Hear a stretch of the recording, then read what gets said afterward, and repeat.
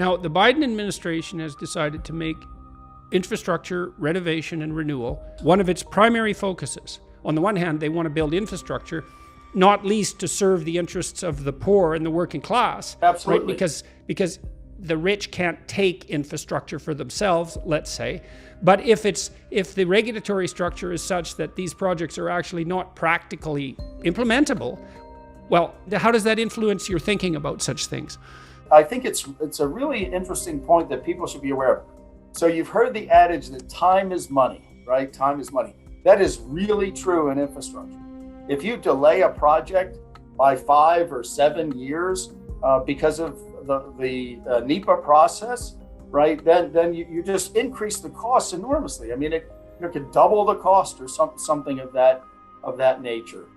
And so what's happening now, it's actually very interesting. I think you'll find this very interesting. During the Trump administration, there were folks in the White House who suggested a new model for NEPA, and it's called the one federal decision, right? One federal decision. And that is the idea that you would have a lead federal agency.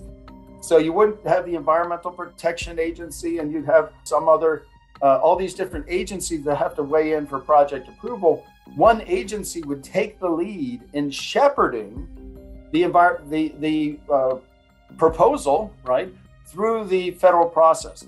And that agency could actually, if the other agencies were dragging their feet, would have the power basically to make a decision for them. The situation now, Jordan, is one agency will hand the proposal off to another, and that'll hand it off to another and off to another.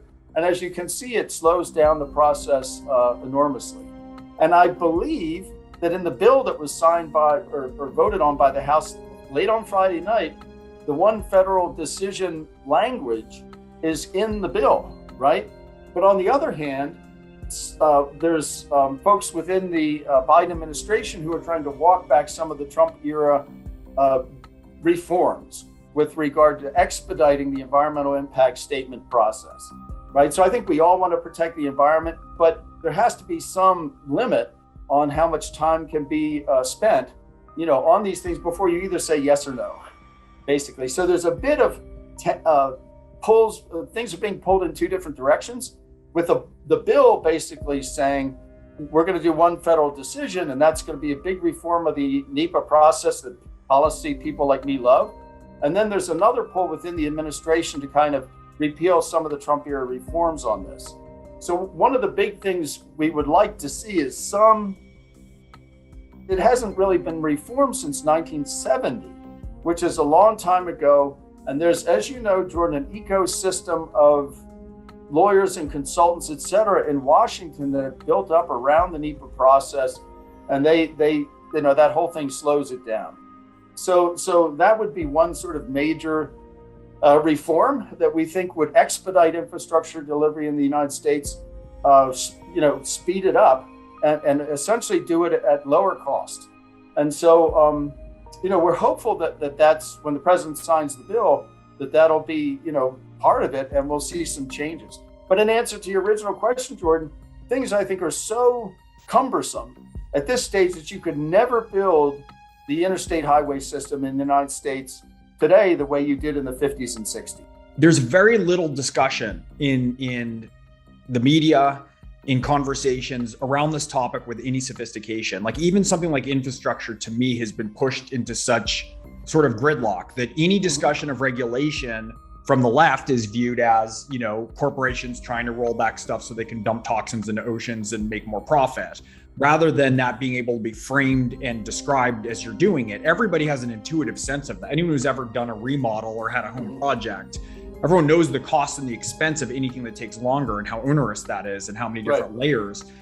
And, part of what from the messaging perspective is how do we, yet again, it's another example about how the working class, small businesses and the poor are being held hostage by a messaging apparatus from both sides that has sort of distilled the argument into sort of tribal warfare on either side. It seems like we can get very little sane discussion in mainstream media about the role, for instance, that regulation plays and how to strike the balance. And you're so clear about it. Of course, we need to, protect the environment. Of course, we care about species in extinction and disruptions to the habitat, but we also can't take 6 years to build an overpass in New York City. It's just not going to be functional. Retain an economy that simultaneously serves the needs of the people who are least well off, because they're the ones who will pay the price for those delays fundamentally. Absolutely. Another way of saying that, Jordan, is all these delays and cost. It's like a regressive tax, right? In other words, it's a tax. Economists would think about it as an implicit tax that disproportionately hurts the poor. Why disproportionately hurts the poor? Well, I mean, these facilities, let's go back and talk about the actual facilities, the actual infrastructure, right, that we're talking about. As I stress, it provides basic public goods and services. So mobility, getting to school, getting to your work, getting to your community activities, right? The history of infrastructure is, and this goes 200 years back in the U.S. Postal Service, is the history of trying to provide all communities with access, right? Or being sure that no communities are left out. That goes back to the horse post, right? When you were delivering letters and cards and newspapers by horse. And the goal in the United States was that all communities should have access to a post office, right? And the history of infrastructure in the United States, universal landline telephones. There was a farms to markets movement where we tried to pave rural roads because farmers couldn't get their harvest to the market, in time on dirt roads that were full of mud. So there was this farms to markets.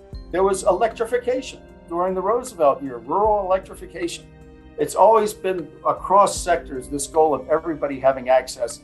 And that's fundamentally what the infrastructure is about. The most important thing that might be done to rectify absolute poverty and maybe to mitigate relative poverty would be the provision of energy as cheaply as possible. And the second most important would be the universal provision of efficient infrastructure.